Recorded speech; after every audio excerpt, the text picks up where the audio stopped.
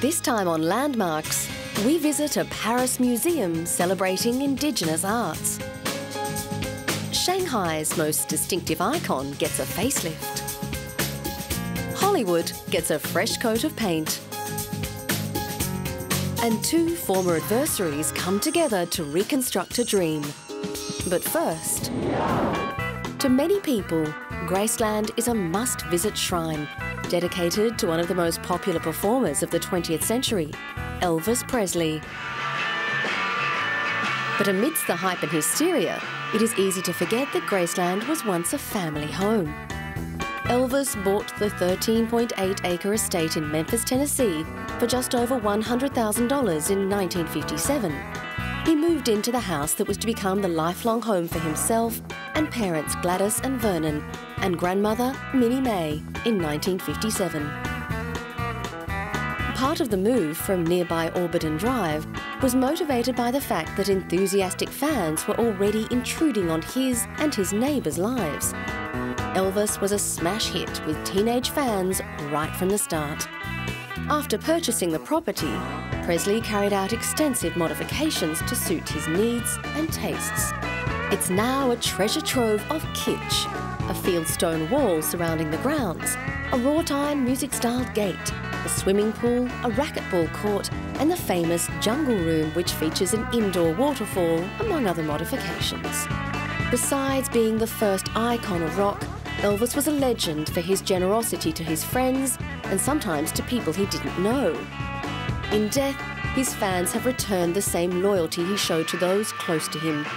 Graceland is now statistically the second most visited private residence in the United States, just behind the White House.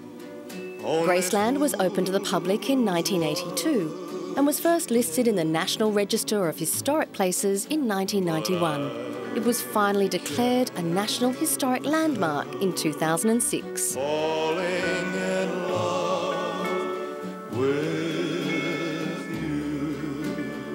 For fans, the Elvis Museum is an essential visit. It changes its exhibits annually to show off thousands of artefacts that are not part of regular displays at the mansion. Memorabilia plays a vital role in keeping the Elvis legend alive. After all, it's in many cases also a link to the youth of many of his fans. One exhibition depicts the professional and personal highlights of Elvis's 1956 tour, with photography, footage, archival documents, wardrobe and personal items, including a television he actually shot. Elvis was known to have a fascination with guns, but fortunately his only victim was the television. Also on display was the Gibson guitar Elvis used during many early performances and recording sessions. Well, some of the things that we have on exhibit here pertaining to Elvis's life after dark would be some items from upstairs from his bedroom, including a fiber optic light that used to sit on top of his TV. We have it actually sitting on top of one of the television sets that Elvis actually shot out from his Palm Springs home. We also have an outfit Elvis was pictured wearing when he stopped at an accident site on I-240 to help out the Memphis cops one night. Then we have some of his jumpsuits, a couple gold records, a little bit of everything. It kind of touches on, the exhibit touches on the fact that, you know, if this is the only part of Graceland that you see, you're going to be able to see a gold record, a jumpsuit, as well as some furnishings from the house. On August 16, 1977, Elvis died in his bathroom at Graceland, allegedly from a heart attack, according to one medical examiner report at the time. However, there are conflicting reports as to the cause of his death. After initially being buried at Forest Hill Cemetery, Presley's remains were moved to Graceland, where he was interred with his parents, Gladys and Vernon Presley, and his grandmother, in what are called the Meditation Gardens. For a boy who grew up in the glare of the public spotlight, his home has become a poignant reminder of the price he paid. The estate has become a pilgrimage for Elvis fans across the world. Coming up, celebrating Indigenous arts in Paris.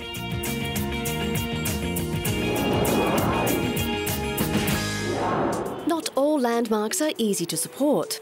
Take the case of a new Parisian museum which celebrates Indigenous arts from 4 continents. Even the choice of a name for what is now called the Musée du Quai Branly was not an easy one. Criticism forced the founders to opt for the name of the street the museum was built on because of oversensitivity regarding France's colonial past. This is a kind of city of non-European arts and cultures. It's a place for Europeans and tourists from Paris and France who are going to visit this museum to encode the non-European world, the world which wasn't born within the Mediterranean area. The Musée du Quai Branly was built next to the Eiffel Tower in central Paris and was opened in 2006 at a cost of around 230 million euros. It was promoted by France's President Jacques Chirac after he was first elected in 1995. At first, organisers thought that the museum's name should be linked to the concept of primitive arts, as it would be hosting works of art and traditional objects from Indigenous society in Africa, Asia, the Americas and Oceania. Some critics said that the decision of dedicating a new museum to Indigenous arts from outside Europe might only contribute to their isolation. Organisers replied by claiming that the museum's purpose was that of making people aware of foreign cultures other than their Western one. Behind a flower bed covering its main wall, the museum also features a cinema and a library, in addition to the exhibition venues, where about 3,500 of the over 300,000 objects bought by the Musée du Quai Branly are displayed. The artworks range from African wood statues to South American and Middle Eastern textiles and include a number of Polynesian masks and sculptures. Inside the museum itself, we present about 3,500 items in an amazing place because Jean Nouvel has conceived a huge one-piece gallery. There are not many walls inside the Musée du Quai Branly, there are even less doors. So this is a 200-metre-long piece. It's Paris's longest gallery, inside which one can walk as in a landscape, comparing in a very free way some works from Asia and Oceania, because we can pass from one world's region to the other. The museum was designed by French architect Jean Nouvel. The main building is an elongated, futuristic structure that guides visitors up a white circular ramp before plunging them into dark galleries displaying the works. The museum opened at a time when France was struggling to understand how its colonial past has affected its present. In May, France had its first annual commemoration day for victims of the slave trade. In the same year, there were a series of riots involving impoverished teenagers, many whose families came from France's former African colonies. The country responded with a two-pronged approach: tough new immigration laws countered by efforts to make minorities feel recognised. The context of the opening temporarily overshadowed what will become one of the lasting legacies of former President Jacques Chirac. He was the driving force behind the museum concept. It is the latest in a lengthening line of presidential-inspired arts projects. The late French President François Mitterrand inaugurated the Louvre's Glass Pyramid, the modern Bastille Opera, and other massive projects in the 1980s. Paris's most recent major museum, the Georges Pompidou Centre for Modern Art, named after another president, opened in 1977. His primitive arts museum had to overcome years of setbacks and controversies. It appears the Musée du Quai Branly is following a similar path. Few landmarks remain completely unchanged during their lifetime, especially if they have a long lifespan in a large and bustling city. That is the case with one of Shanghai's most distinctive icons, the Waibaidu, or the White Crossing Bridge. The name originally meant the bridge of the Outermost Ferry, but for the past few decades it has been in the heart of China's second largest city. And now, as part of a major redevelopment of the city's waterfront area, the bridge is being taken apart, bolt by bolt, and moved to a shipyard. The bridge has been portrayed in many Chinese novels and in movies, and to some conjures up romantic images. Moviegoers from around the world may recognise it from the Steven Spielberg film, The Empire of the Sun. But the Chinese have long memories, and to some, the bridge is a symbol of oppression by the West after Shanghai was carved up following the Opium War in 1842. Westerners were allowed to cross the bridge for free, but locals who built it had to pay a toll. When I was a child, we learnt that before China was liberated, the entrance to this area, Huangpu Park, had a sign on the door saying, "No dogs, no Chinese." I didn't understand the meaning of all that when I was a child. But as an adult, I realised that it's humiliating for our country, and that's created the history of the Waibaidu Bridge. Anyway, that's what I think now. But since China's economy is moving ahead, the value of the bridge has been reappraised. After the People's Republic of China was formed in 1949, many of the buildings were left without maintenance for decades. Now there's a new trend to renovate old buildings and bring glory to some of China's most historic structures. The Waibaidu Bridge move is part of a much larger project to build a broad pedestrian zone on the city's waterfront. It is hoped the project will be finished ahead of Shanghai's World Expo in 2010. Zhen Xiling, the director of the committee responsible for preserving old buildings, says the bridge reminds many locals of the hardship past generations had to endure. This is from 1907, and that was the time of the foreign settlement, so it gives the impression that the foreigners built it. And sometimes personal history and the concession period when the bridge was built can overlap. And adding to that, in the past, the Huangpu Park made the Chinese feel humiliated, as Chinese and dogs weren't allowed to enter. People remembering this can get such a feeling. But for the young, this bridge is a scenic spot. From here, you can not only see the Suzhou Creek, but also Pudong. You can see the north of the Suzhou Creek, the south of Suzhou Creek. It's a very beautiful spot, and it's the city's link.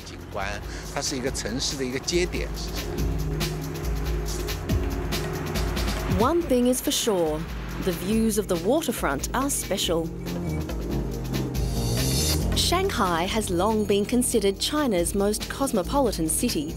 Its waterfront heritage exposed locals to many cultures and influences, while other Chinese cities remain sheltered. And with a population nearing 20 million, its so-called dialect can be considered a language on its own. In the modern era, it's a bustling commercial centre attracting business from around the world. To one local resident, the bridge is part of her heritage, and she hopes it will be back in working order in the near future. I hope it will be returned to its original place quickly, because we in Shanghai are especially attached to it. The bridge will rest at a shipyard for a year, where it will get its first major polish in decades.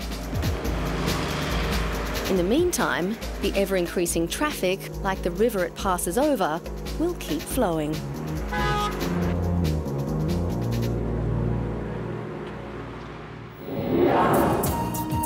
Coming up, Hollywood gets a fresh coat of paint.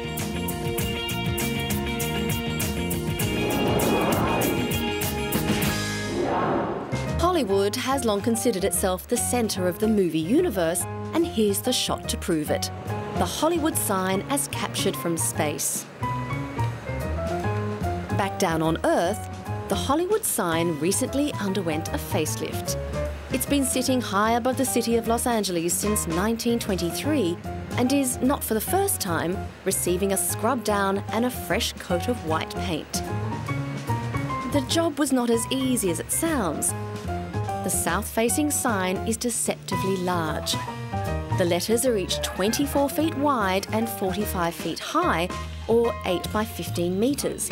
Despite their size, they are in fact a few feet shorter than the original version. I'd noticed that the Mother Nature had been very tough on the front of the sign.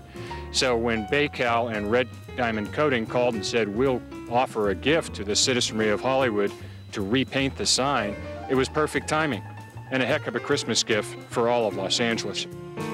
It's not the first time this sign has got its timing right. The Hollywood land sign was originally advertising a land development and was not intended as a permanent display, but as is often the case in life and the movies, timing is everything. The infant Hollywood was growing rapidly and was at the height of its fantastic dream factory period in the early 1920s.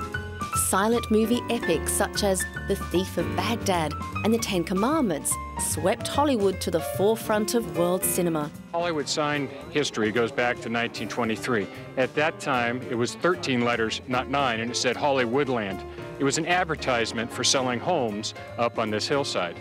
It wasn't until 1949 that the sign actually said Hollywood to promote the entertainment industry. But perhaps the myth of the Hollywood sign was not complete until an element of pathos was imposed upon it. That happened one lonely day in September 1932, when one of those disappointed actors, Peg Entwistle, committed suicide by jumping to her death from the letter H. For some, the dream factory became a nightmare. For Peg, the sign had become a symbol of the industry that had rejected her. The sign was originally erected in the spirit of the great American advertising tradition, which was, if you've got something to say it loud and long. In the pre-1950 version, the sign was studded with nearly 4,000 light bulbs to give you the idea at night, just in case you didn't get the message during the day. The sign's power isn't just the result of the power of its name, there is an element of optical illusion as well. From the ground, the contours of the hills give the sign its well-known wavy appearance. When observed at a comparable altitude, the letters appear straight across. Of course, there is an element of movie kitsch about the sign. Hollywood is, after all, just a suburb of a very large city, Los Angeles. Parodies and manipulation of the sign have been done for decades. Cities around the world have copied the winning formula. That is, to put up a large sign and put it in a prominent location. And the original sign itself was open to rearrangement, although it is now illegal to do so. There are other ways of the rearranging the letters that are not recommended. The letter H itself was destroyed when the sign's 1940s caretaker drove home drunk, lost control and actually smashed his car into the letter. A sign for these times is the presence of security cameras. Unlike in previous eras where people, if they made the effort to climb or drive up the hill, had free access to the sign, it is now closed to the public. So to keep the sign safe, we have many security cameras on the sign, in back of the sign, and below the sign. So the police are watching the sign and the trails coming up to it 24 hours a day, 365 days a year.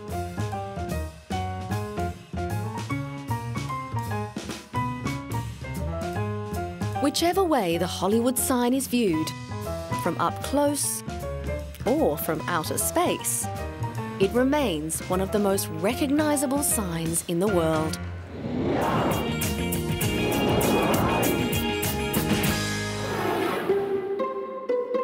What you are viewing is the reconstruction of a dream, the Amber Room, in Catherine's Palace in St. Petersburg, Russia.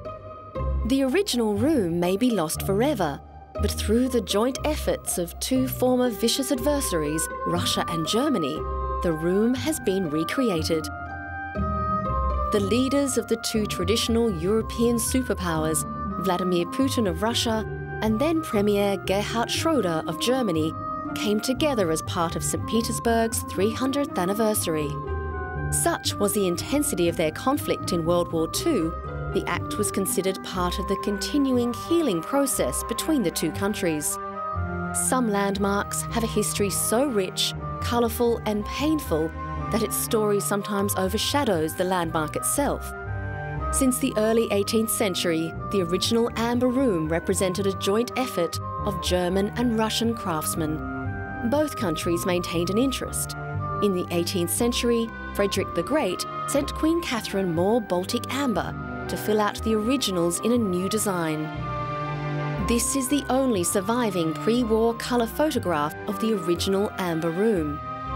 The room's panels looked like a mosaic. It was made up of shaped, flat pieces of different shaded golden amber, inlaid with carved figures. There were many other amber ornaments like carved tulips and roses. Amber is a clear yellow sap which becomes fossilised over millions of years. It sometimes traps insects and flora, producing a perfect permanent cast. The Amber Room is just one of 78 St. Petersburg's landmarks put under reconstruction since 2000, under the 300th anniversary restoration program. The original construction of the room from amber panels was commissioned by Frederick I of Prussia as he passed through an amber-rich corner of his kingdom, Kaliningrad, then called Königsberg. When Peter the Great passed through Berlin in 1716, he expressed admiration for the room. Frederick I's son, Frederick William, made him a present of it. In the 1750s, the room was installed 30 years later in the Catherine Palace, where it was extended by placing mirrors between the amber panels, transforming an intimate parlour into a grand chamber of 100 square metres. To me, this room means the greatest part of my life. I put into this work a major part of my life, emotions and feelings of the young person who came here within his skills and capabilities. I grew up here, and I have become an artist craftsman. When Germany invaded Russia in October 1941, Soviet authorities decided that the room's amber panels were too fragile to be removed or evacuated. They were, however, removed by German troops and carried off to Königsberg, now Kaliningrad. With Germany besieged in the last days of the war, the room was packed up and stored in 27 crates and shipped out. That was the last time anyone saw it. In 1997, one of the panels was found in a private collection in Germany. The Berlin government bought the panel and presented it to Russia 2 years later. After years of unsuccessful searches, the Soviet leadership has decided to restore the room. But those charged with restoration face an uneasy task. All that remained from the original room was a series of black and white photographs and one colour slide. But hope was rekindled in early 2008 when treasure hunters claimed to have found 2 tons of looted Nazi gold. The son of a former Luftwaffe radio operator said his father's wartime diary suggested the room might be buried near the German village of Deutschnodorf. The digging process was slow because of the fear of booby traps, but even if the location is correct, experts are not holding out much hope of a recovery. Amber doesn't keep well when stored.